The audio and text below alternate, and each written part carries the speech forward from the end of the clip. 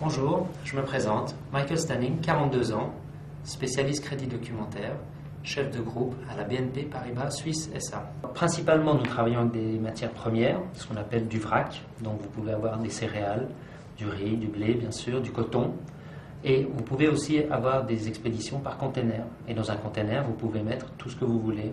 Dans le monde, il y a partout donc des contrats commerciaux qui existent pour surtout les matières premières. Comme exemple, je peux vous donner par exemple le pétrole. Aujourd'hui, c'est une matière donc, qui coûte de plus en plus cher.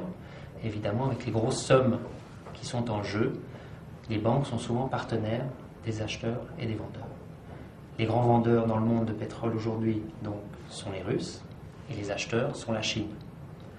Évidemment, entre ces deux parties, il y a toujours un contrat commercial et nous, en tant que banque, nous sommes au milieu pour s'assurer que la transaction marche bien.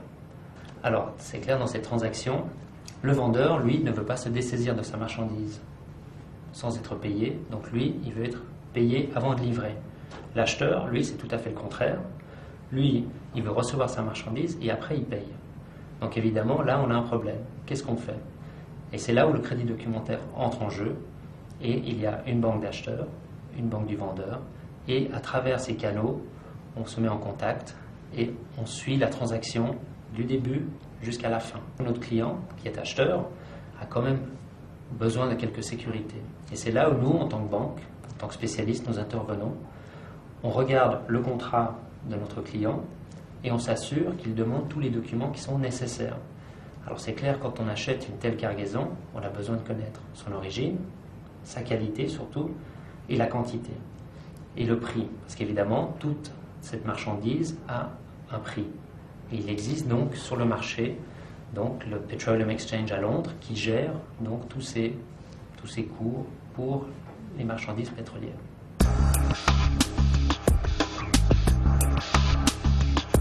J'ai commencé ma carrière, donc j'ai fait 3 ans d'apprentissage au sein de la Société de Banque Suisse. Ensuite, j'ai travaillé en tant que collaborateur donc crédit documentaire pendant 2 ans à la Société de Banque Suisse. Et ensuite, donc pour apprendre le métier un peu plus spécifique de spécialiste de crédit documentaire en matière première, je suis parti dans une autre banque qui s'appelait la Compafina, la compagnie financière, pendant 2 ans. Alors le conseil que je donnerais donc aux jeunes, c'est d'avoir des bonnes connaissances comptables, une maîtrise d'une langue, ce serait déjà bien, l'anglais un atout, le russe aussi, si vous avez ça en main, et surtout avoir un esprit commercial, surtout bien comprendre un acheteur, un vendeur, et à partir de là, vous pourrez faire carrière en tant que spécialiste crédit documentaire.